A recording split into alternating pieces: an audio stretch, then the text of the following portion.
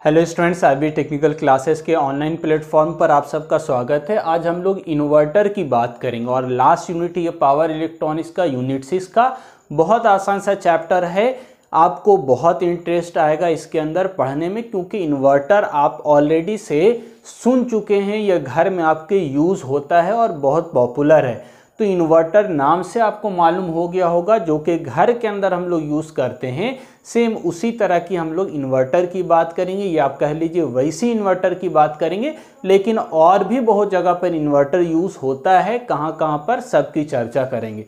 तो सबसे पहले जानते हैं हम लोग इन्वर्टर क्या है, इसका यूज़ कहाँ कहाँ पर होगा, इसके अंदर कितने कैटेगरी बनते हैं, क्लासिफिकेशन क्या है, आगे और क्या क्या टॉपिक कवर करना है, उसके बारे में हम लोग आज के इस लेक्चर में चर्चा करेंगे। तो सबसे पहले इन्वर्टर का आसान सा डिफिनेशन हमने लिखा है, जो कि आपको पहले से ही मालूम है। इन्वर्टर का काम क्या है, डीसी को एसी में चेंज करना। तो an inverter convert DC power to AC power with variable voltage and frequency, यानी एक ऐसा उपकरण, एक ऐसा डिवाइस जिसकी मदद से हम लोग डीसी पावर को किस में चेंज करते हैं, एसी पावर। अब एसी पावर के अंदर मालूम है कि हमारा फ्रीक्वेंसी होता है एसी में, तो ऐसा एसी पावर जिसमें हम वोल्टेज को भी चेंज कर सकते हैं और फ्रीक्वेंसी को भी चेंज कर सकते हैं। तो इन्वर्टर एक ऐसा डिवाइस है जिसके अंदर हम लोग फिक्स डीसी लेते हैं और आउटपुट में हम लोगों को वेरिएबल एसी सप्लाई यानी वेरिएबल वोल्टेज या वेरिएबल फ्रीक्वेंसी हम लोग प्राप्त कर सकते हैं। आसान बोला जाए तो ऐसा डिवाइस जिसकी मदद से डीसी को एसी में बदला जाता है, उसको इन्वर्टर कहा जाता है। तो इसी चीज़ को एक सिंपल से डायग्राम की सहायता से हमने रिप्रेजेंट किया है। इन्वर्टर ये डिवाइस है जिसके इनपुट के रूप में हम डीसी पावर देते हैं, आउटपुट के रूप में एसी पावर मिलता है। तो inverter is a device which convert DC power to AC power, यानी डीसी को एसी में चेंज करने वाले उपकरण को इन्वर्टर कहते हैं। और थोड़ा डिटेल में देखें तो बोला जाएगा फिक्स डीसी इनपुट, यानी डीसी कैसा रहता है, फिक्स रहता है। इसके अंदर आपका जो भी है वोल्टेज करंट वो फिक्स है, तो फिक्स डीसी होगा। हम लोग वीडीसी दिखाते हैं, यानी डीसी वोल्टेज है, फिक्स वीडीसी है। आउटपुट में हमको कैसा मिलेगा, तो controllable frequency and controllable voltage, यानी आप वेरिएबल वोल्टेज या वेरिएबल फ्रीक्वेंसी एसी सप्लाई प्राप्त कर सकते हैं with the help of inverter. तो आई होप आसान से चीज़ है, क्लियर हो गया होगा आपको। दूसरा, इसको हम लोगों को समझना है कहाँ कहाँ पर यूज़ हो रहा है। तो सबसे पहला यूज़ जो लिखा गया है ये एप्लीकेशन के नाम से भी जाना जाता है, एप्लीकेशन ऑफ इन्वर्टर। तो सबसे ज़्यादा जो पहला यूज़ है यूपीएस के अंदर, यूपीएस मतलब अनइंटरप्टेड पावर सप्लाई। तो आपके घर में अगर इन्वर्टर लगा है तो आपको मालूम होगा इन्वर्टर का क्या काम है। अगर नहीं भी मालूम है तो ध्यान से सुनिएगा, लगभग जगह पर यूज होता है, जो कि इम्पॉर्टेंट होता है एक इलेक्ट्रिकल इंजीनियर के लिए ये जानना, जनरल लाइफ में भी, पावर इलेक्ट्रॉनिक्स के अलावा भी, कि इन्वर्टर क्या काम कर रहा है, रेक्टिफायर क्या काम कर रहा है। कोई भी आपसे पूछ सकता है, आपको इसका बेसिक नॉलेज होना चाहिए। तो घर में जो आपका यूपीएस लगा यानी इन्वर्टर लगा हुआ है, उसकी मदद से आपके क्या चाहते हैं कि हमारे घर की सप्लाई कंटिन्यूअस रहे, यानी सप्लाई में इंटरप्शन नहीं हो। तो उसी को अनइंटरप्टेड पावर सप्लाई कहा जाता है, जो कि हमको इन्वर्टर की मदद से प्राप्त होता है।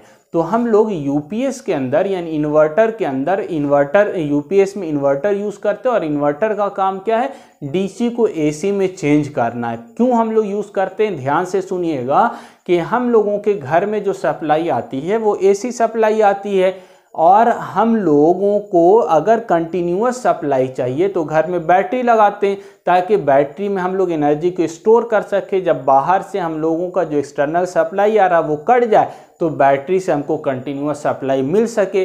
तो बैटरी किस पर काम करता है, डीसी पर काम करता है। उसको इनपुट भी डीसी चाहिए और वो आउटपुट भी डीसी देगा। तो बैटरी को चार्ज करने के लिए भी डीसी और बैटरी को आउटपुट भी डीसी। तो वहाँ पर हम लोग क्या यूज़ करते हैं, रेक्टिफायर यूज़ करते हैं। रेक्टिफायर क्या करेगा, जो एसी आ रहा है उसको डीसी में बदलेगा। किस लिए बदलेगा, ताकि हम डीसी को बदल कर यानी एसी को डीसी में बदल कर बैटरी को चार्ज कर सके। तो जब घर में आपके सप्लाई रहती है तो उस समय रेक्टिफायर काम करता है, जो कि एसी को डीसी में बदलता है, जिस डीसी की मदद से हमारा बैटरी चार्ज होता है।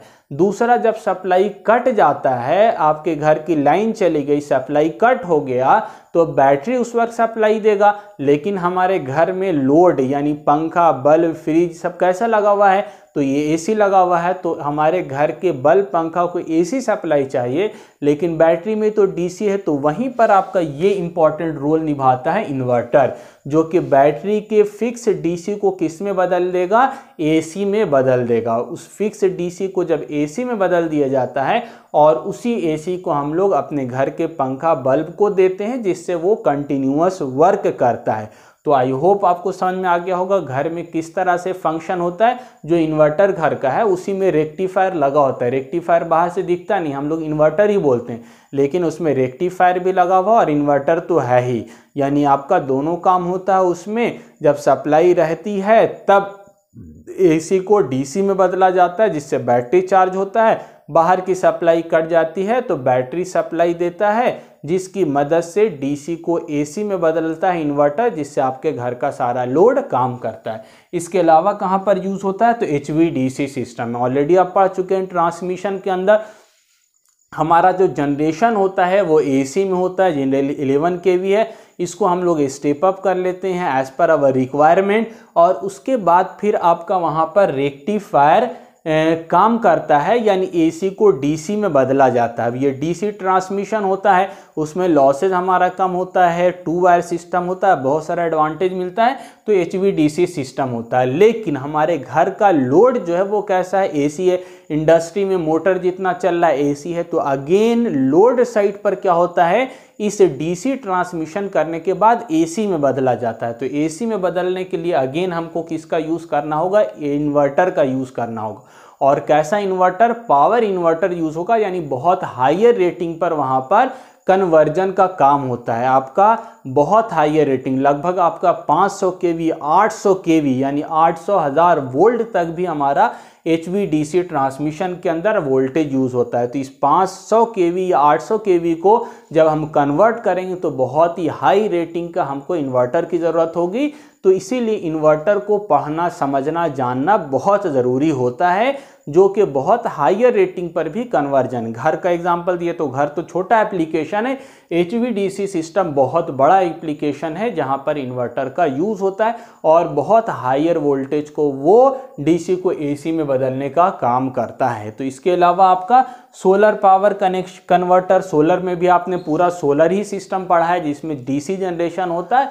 तो अगर ग्रिड में सप्लाई देना है, आपने पढ़ा होगा on grid of grid system, तो ग्रिड में अगर सप्लाई देना है तो एसी देना होगा, तो वहाँ पर अगेन आपको इन्वर्टर की ज़रूरत पड़ेगी।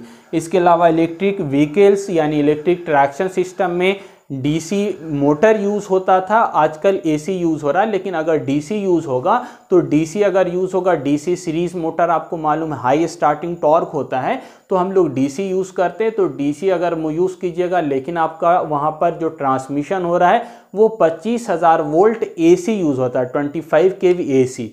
तो वहाँ पर अगेन इन्वर्टर की बात हो रही है ना, इन्वर्टर में हम लोग क्या करेंगे, उस डीसी को हम लोग एसी में बदलते हैं।